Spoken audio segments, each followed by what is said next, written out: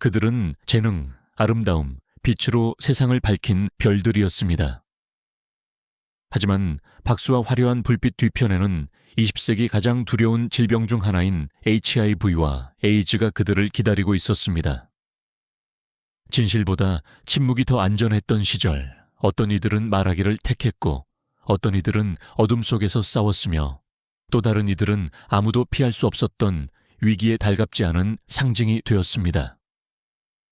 이 이야기들은 단순히 죽음에 관한 것이 아니라 용기, 회복력, 그리고 영감을 주는 힘에 관한 것입니다.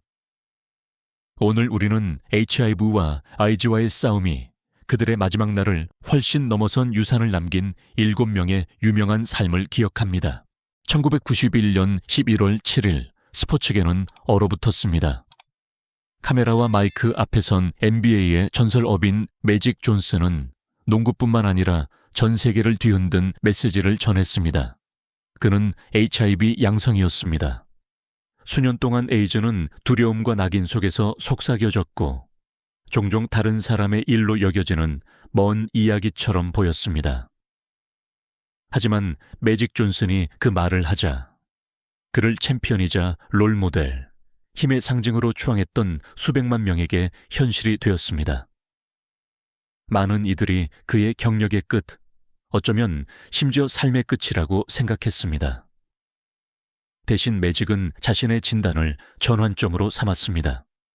그는 레이커스에서 은퇴했지만 사라지기를 거부했습니다. 획기적인 치료법, 끈질긴 낙천주의, 그리고 투사의 심장으로 그는 CIV가 즉각적인 사형 선고가 아님을 세상에 보여주었습니다. 그는 매직 존슨 재단을 설립하여 인식을 높이고 검사를 장려하며 가장 큰 영향을 받은 지역사회에 희망을 주었습니다. 수십 년이 지난 지금도 매직 존슨은 여전히 건재하며 웃고 영감을 주고 있습니다. 그의 이야기는 HIV와 함께 살아가는 것이 무엇을 의미하는지 재정의했습니다.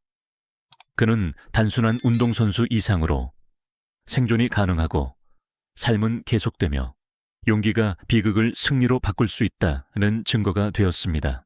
그녀의 이야기는 무대나 스크린에서 시작되지 않았습니다. 그것은 병실에서 그녀의 인생에서 가장 행복해야 할 순간 중 하나인 아이의 출산 중에 시작되었습니다. 1980년대 초 엘리자베스 글레이저는 출산 중 수혈을 받았고 이 일상적인 시술로 인해 자신도 모르게 HIV에 감염되었습니다. 그녀는 나중에 바이러스를 딸과 아들에게 옮겼고 어떤 부모도 겪어서는 안 될 비극을 초래했습니다. 딸이 겨우 위암살에 사망했을 때 엘리자베스는 슬픔의 무게에 무너질 수도 있었습니다. 대신 그녀는 자신의 고통을 목표로 바꾸었습니다. 그녀는 세상이 보기를 원치 않는 질병과 싸우는 자신의 아이들 같은 아이들을 위해 싸우기로 결심하고 엘리자베스 글레이저 소아 에이즈 재단, 엘리자베트 글라이저 피디아트릭 에이디스 파운데이션을 설립했습니다. 그녀는 의회 앞에서 증언했고 그녀의 목소리는 비탄과 열정으로 가득 차 있었으며 HIV로 황폐해진 가족들을 위한 자금, 연구, 그리고 연민을 요구했습니다. 엘리자베스는 단순히 슬픔에 잠긴 어머니가 아니라 수백만 아이들을 위한 전사가 되었습니다. 1994년 17세의 나이로 세상을 떠났지만 그녀의 사명은 계속되었습니다. 그녀의 재단은 소아 에이즈 연구 및 치료를 위해 수십억 달러를 계속 모금하며 매일 생명을 구하고 있습니다.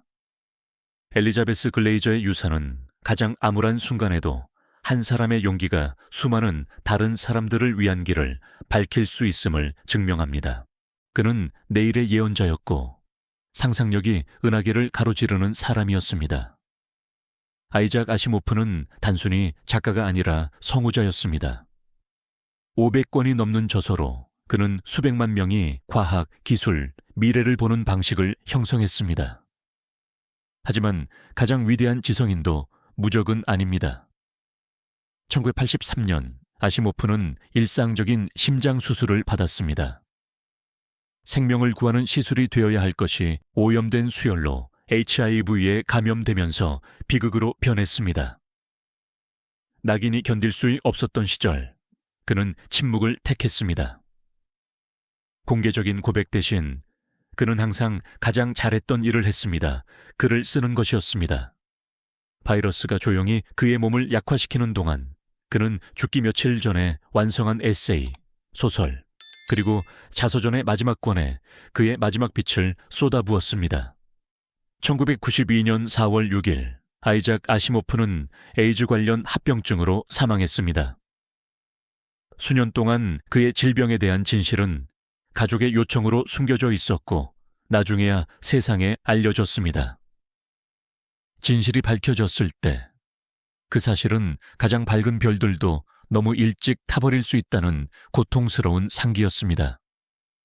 하지만 그 침묵 속에서도 아시모프는 여전히 말했습니다.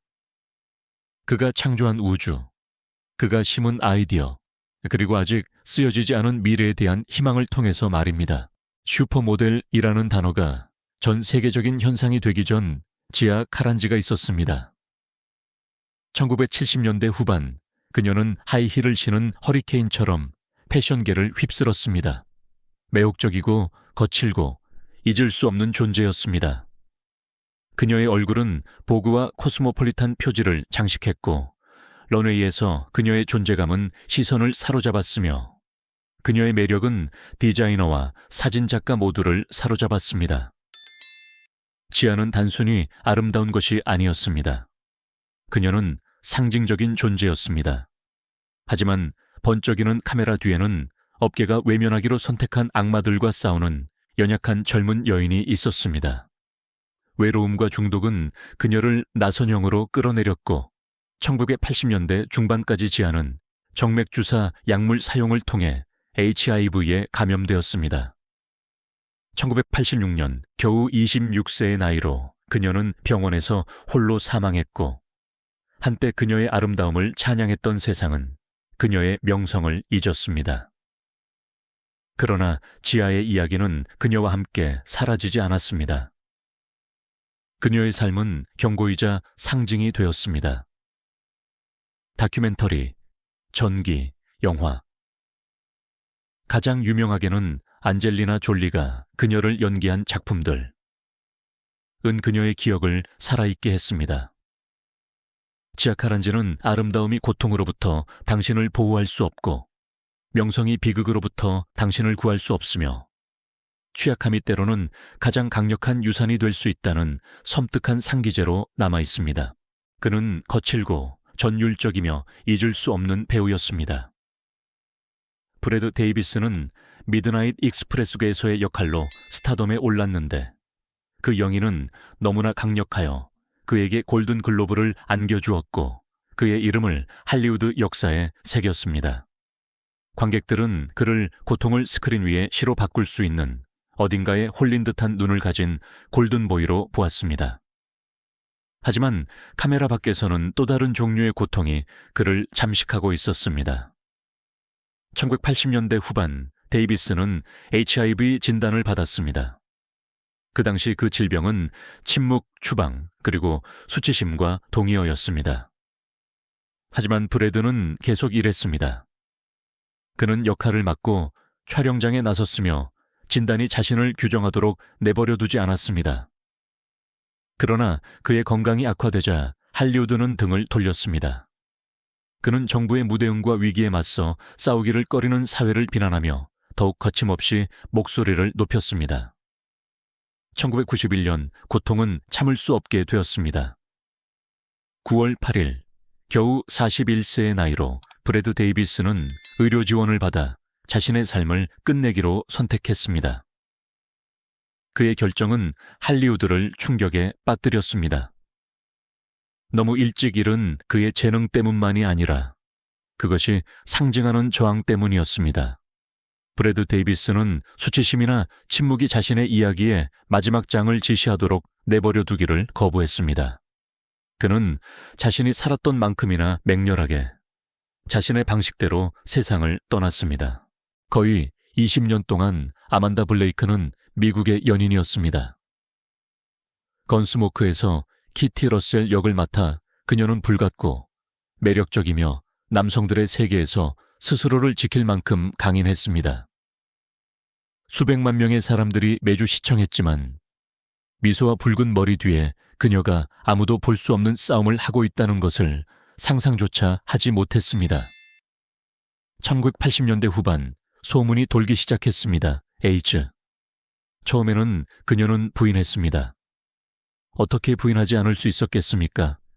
나기는 짓누르는 듯했고 속삭임은 잔인했습니다. 하지만 1989년 아만다는 용감한 소수만이 할 수 있는 일을 했습니다.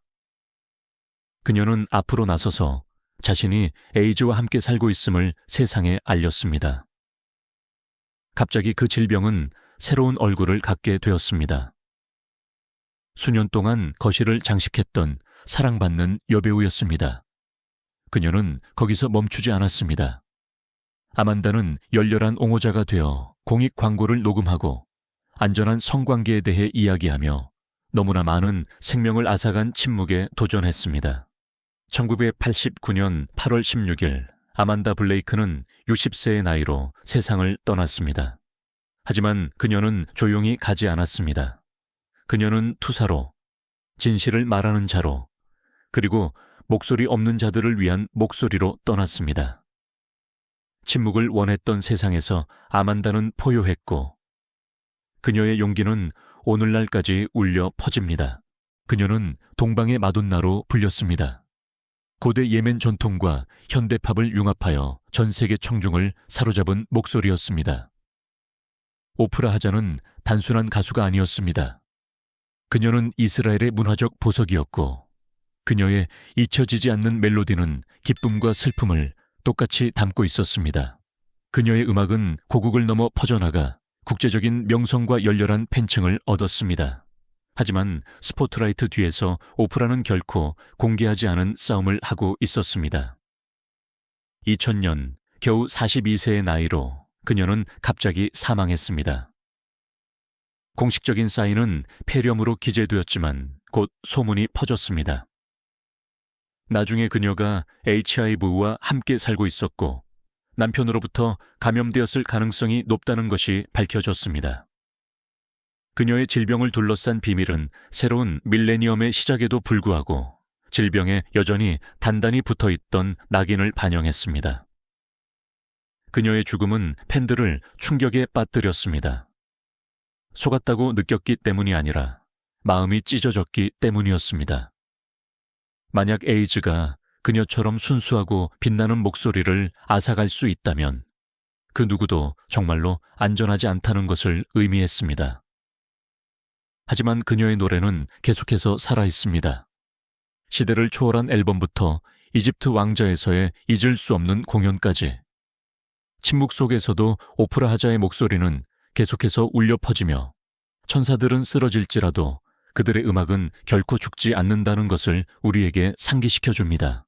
이 7가지 이야기는 HIV와 에이즈가 단순히 통계나 헤드라인에 관한 것이 아니라 사람들에 관한 것이었음을 우리에게 상기시켜줍니다. 창조하고 영감을 주고 사랑했던 사람들 말입니다. 매직 존슨의 회복력부터 엘리자베스 글레이저의 아이들을 위한 싸움, 아이작 아시모프의 조용한 천재성부터 지아 카란지의 비극적인 아름다움, 브래드 데이비스의 저항부터 아만다 블레이크의 진실의 포효, 그리고 마지막으로 오프라 하자의 잊혀지지 않는 목소리까지 그들의 삶은 오늘날에도 여전히 울려 퍼집니다. 그들 각자는 자신만의 방식으로 침묵을 깨고 개인적인 고통을 대중적인 유산으로 바꾸었습니다. 그리고 세상이 발전했지만 낙인에 맞서는 싸움과 연민의 추구는 계속되어야 합니다. 그들의 이야기는 상실에 관한 것뿐만 아니라 용기, 희망, 그리고 인간 정신의 불굴의 힘에 관한 것입니다. 그들의 여정이 당신을 감동시켰다면 이 비디오를 공유하여 그들의 목소리가 더 멀리 도달하도록 해주세요. 기억될 가치가 있는 더 많은 이야기를 위해 구독하고 그들의 유산을 계속 살아있게 합시다. 기억은 저항이고 기억은 힘이기 때문입니다.